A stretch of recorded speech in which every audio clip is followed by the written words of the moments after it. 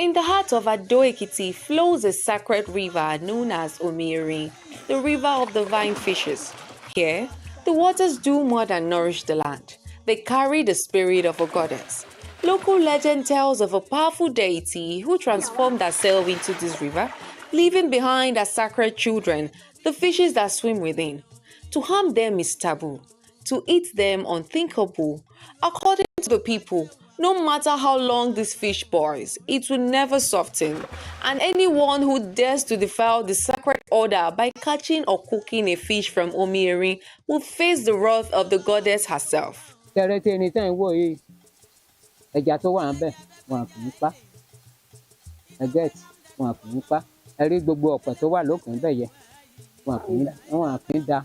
Ẹja yẹn ló jẹ́ important jù fún apẹja etí erin kó o ṣe kò ní jiná wọn kì í pa gan kẹ́hìn gbọ́ mi sà wọn kì í pa ẹnìkan dẹ oníjọ́ kínní àná. Kówé sùn kan yìí ṣe. Kówé kò sí nǹkan tó ní ẹja yẹn máa ṣe pé tóun bá mú lọ léwọn á sè é ó ṣe ẹja yẹn títí tí ẹja yẹn ò jiná ejò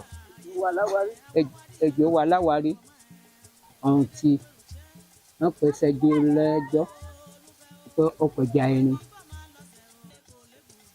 Kí làwọn ìgbésẹ̀ tó ń wá gbé lẹ́yìn yẹn? Ó ṣe ètùtù ni. Ètùtù rẹ̀ ló ètùtù ẹni ló ṣe bẹ̀lẹ̀ ọ̀sẹ̀ yá.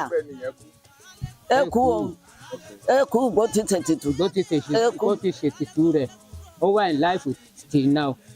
The 𝗺𝗵𝗵 river is not only a site of mystery, but also of healing. Òun lè dókítà rẹ̀ agidi. A gbọ́ mọ̀ yí dókítà ló gbé kàí ló bímọ. Òun ló bá iṣẹ́. Òun la alágbo ìwòyá wo mọ́. Torí kó bá ti lóyún sínú, òun ẹbẹ̀ láti ẹ̀gbàgbọ́ títí fún mọ́kà mú ebi. The people believe that its waters cleanse the body and spirit.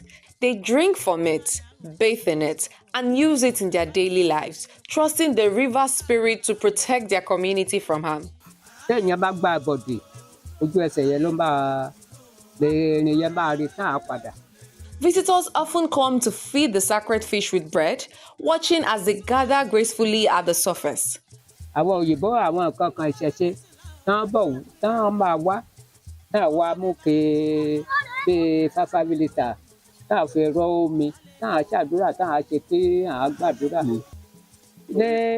Níjọ́ kan àwọn oníṣẹ̀ṣe ẹni tó rọ́mọ bí wá sísàlẹ̀ lọ́run á wá gbàdúrà fún wọn ọdún kejì ẹ̀ ó wá gbọ́mọ yẹn wá tá a tún ṣàdúrà fún. For the people of 𝗺𝗵𝗵, 𝗺𝗻𝗵 is more than just the water. It is life, healing, and the heartbeat of their faith.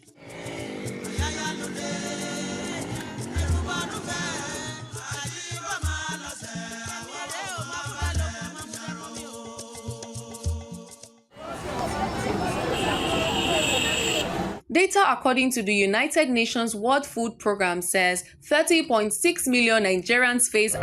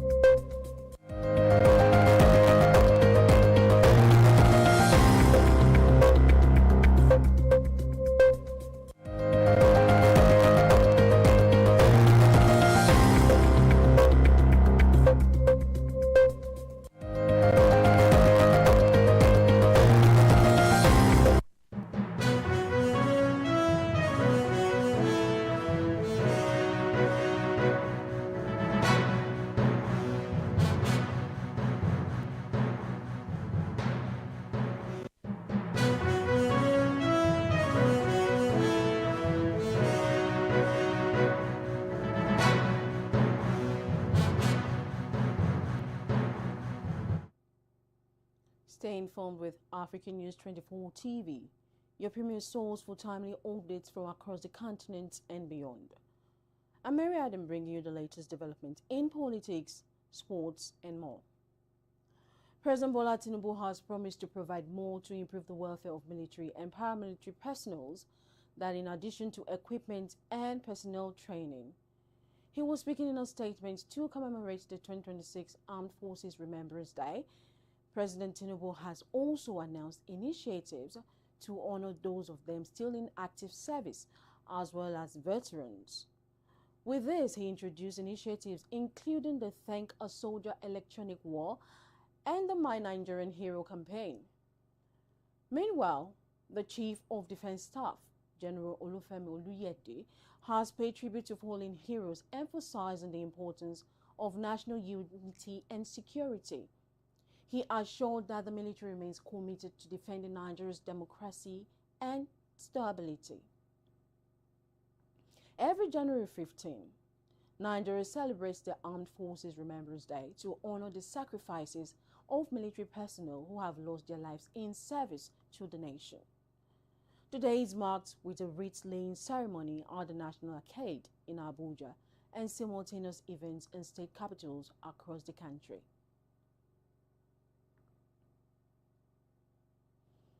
Meanwhile, some residents of Makoko in Lagos State have been protesting the demolition of their houses by the Lagos State government. The residents who took the protest to the Lagos State House of Assembly lament that the state government is going outside their agreement with residents to the demolition structure that lie within 100 meters to the power line.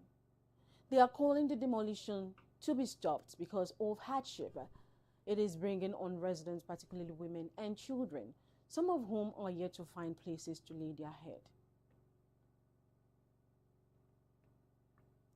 From Lagos to Kano State, where the government has suspended 3 medical personnel for alleged professional negligence, leading to the death of a patient, 𝗿𝗆𝗄𝗎, after a surgical error at the Abubakar Imam Urology Center. The suspension follows a preliminary investigation that confirmed surgical scissors were left inside Umar's body during a September 2025 operation, causing severe complication and eventual death.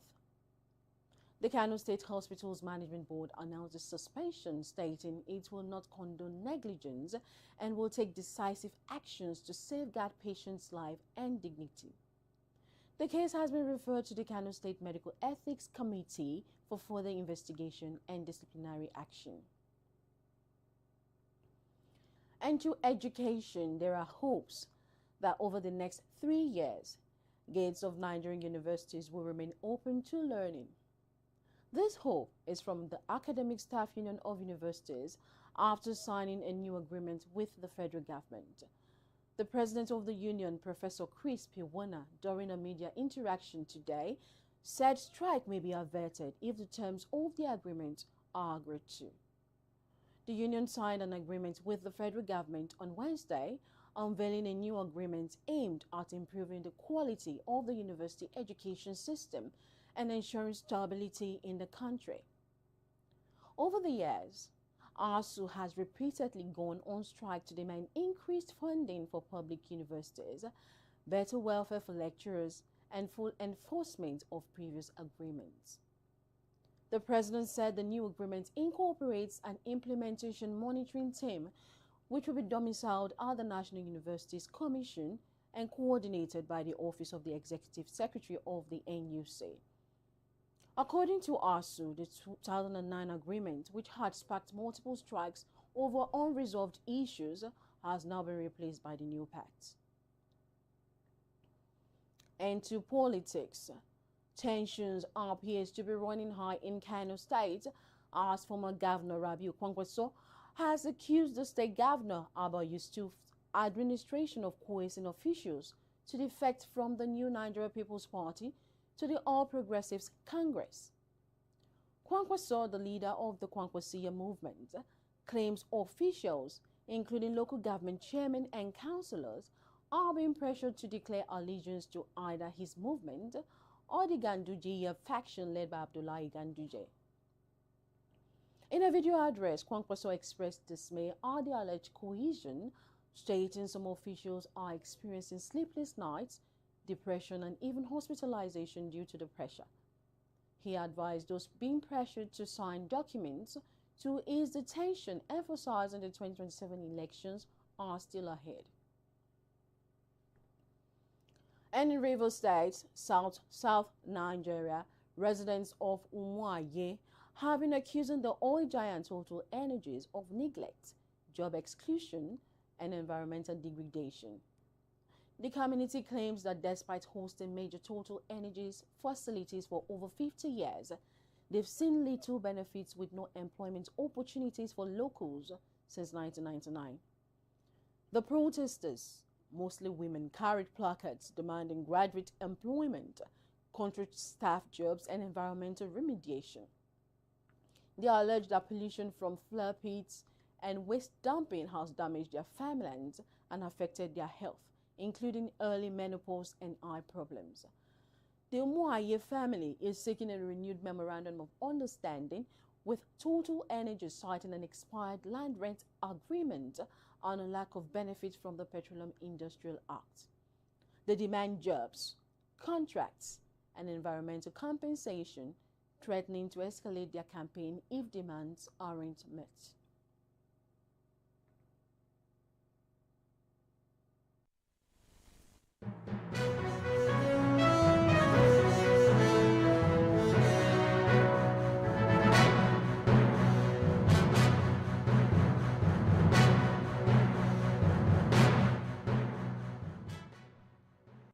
In business news, the federal government has directed banks and fintech companies to collect a 7.5% value-added tax on banking fees for electronic services effective January 19, 2026. This includes charges on mobile banking transfers, USSD transactions, and card issuance fees. The VAT will apply only to service charges, not interest on deposits or savings. Financial institutions will collect and remit the tax to the Nigerian Revenue Service.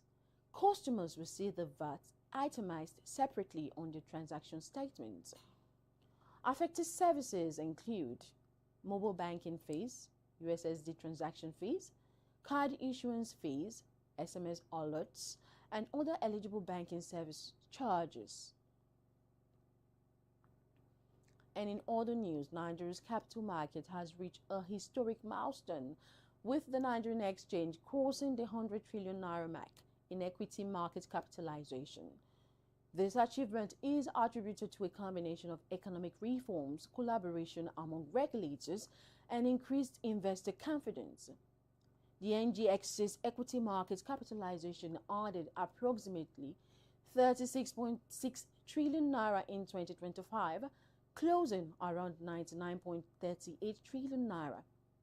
This growth is driven by increased participation from institutional investors, growing retail engagement, and improved market access through initiatives like NGX Invest.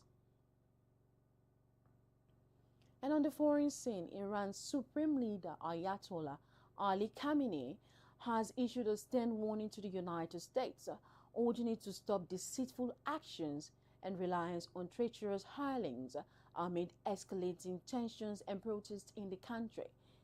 Khamenei posted the warning on his Russian-language X account, highlighting Iran's alignment with Moscow. The warning comes as Iran faces widespread protests and rising verbal threats from the Trump administration, with U.S. President Donald Trump threatening military action over Iran's crackdown on protesters. Khamenei's post written in Russian stated that the U.S. is miscalculating its approach towards Iran and warned that Americans had suffered defeat before due to miscalculations and would face consequences again. And to Buckingham Palace, there are reports that King Charles III is extending an olive branch to his estranged son Prince Harry and daughter-in-law Meghan Markle in a bid to heal the rift. According to sources close to the royal family, the king wants to make amends before the couple heads to Nigeria. This comes after Harry and Meghan stepped back from royal duties in 2020 and launched a series of explosive interviews and media projects. Insiders claim Charles is keen on reconciliation, hoping to mend fences before it's too late. The king is said to be deeply saddened by the ongoing feud and wants to ensure family unity. However, it is unclear if Harry and Meghan will accept the overture given their ongoing battles with the British press and royal protocols.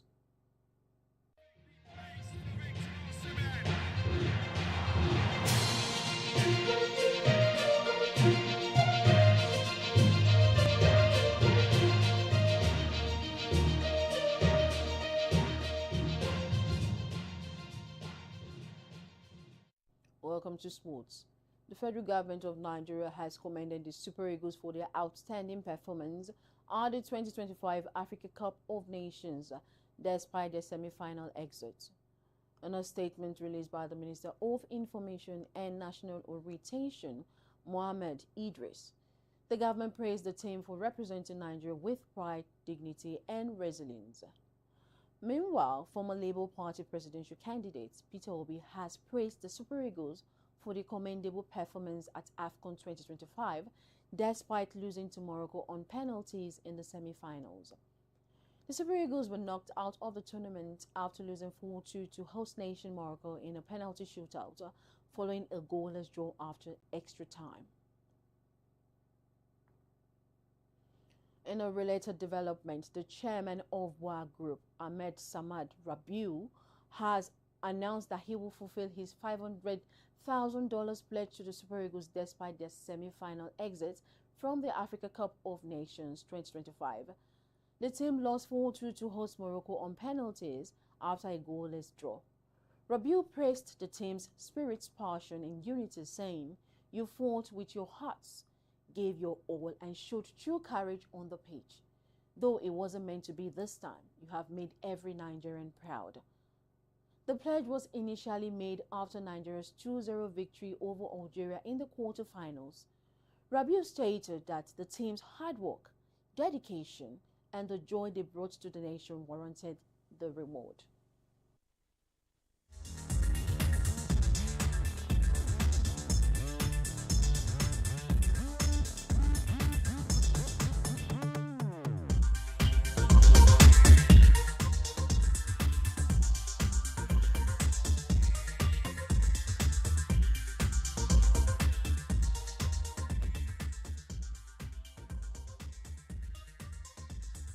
Welcome to entertainment. Afrobeat singer and activist Seun Kuti has reacted strongly to online criticism from Wizkid fans over the use of the nickname Big Bird, insisting that the moniker belongs to him and that Wizkid should find an original identity. Seun addressed the issue during an Instagram live session after a Wizkid fan asked him to stop using the nickname, claiming Wizkid is the biggest bird. Rejecting the demand, Seun maintained that he has used the name long before the comparison surfaced. The singer also criticized members of Wizkid's team, including DJ Tunes, accusing him of indirectly encouraging comparisons between Wizkid and his late father, Afrobeat legend Fela Anikulapo Kuti, by failing to shoot down such narratives. During the live session, Seun further revealed that he recently received $120,000, which he attributed solely to being Fela's son, stressing that his father's legacy continues to yield benefits decades after his death. Seun clarified that his outburst was not a direct attack on Wizkid, but a response to fans he believes are disrespecting history by constantly dragging Fela's name into fan wars. He firmly rejected the idea of Wizkid being labeled the new Fela, describing such comparison as disrespectful and misleading. $20,000 based on my papa name. Just say I be Fela pikin. Not be my work where they do. Moko wani. Or to fumini 120K from your father. My papa don't die 28 years ago now. Be 29 years will be this year. This is the 29th year my papa don't die. From the grave, or to fumini $120,000. Inheritance here, something just mature for you. Wow!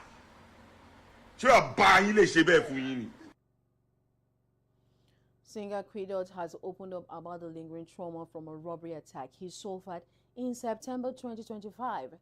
revealing that the experience inspired his new released song titled 28th of September. The Yoruba music star recounted that he was robbed at gunpoint in his home, an incident he described as one of the most terrifying moments of his life.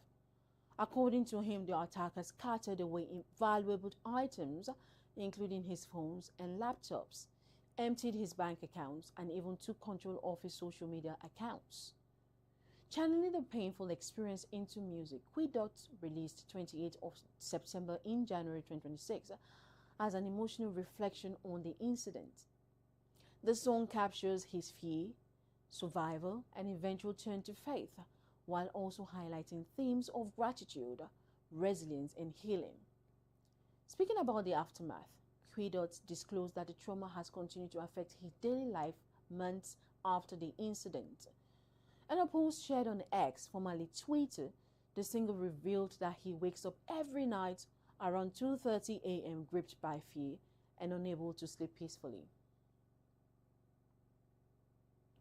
That's all for now. Stay tuned for more updates on these stories and others on our website at africannews24.nj. Follow us on all our social media platforms to stay informed and ahead. I'm Mary Adam. See you at 6. Good afternoon.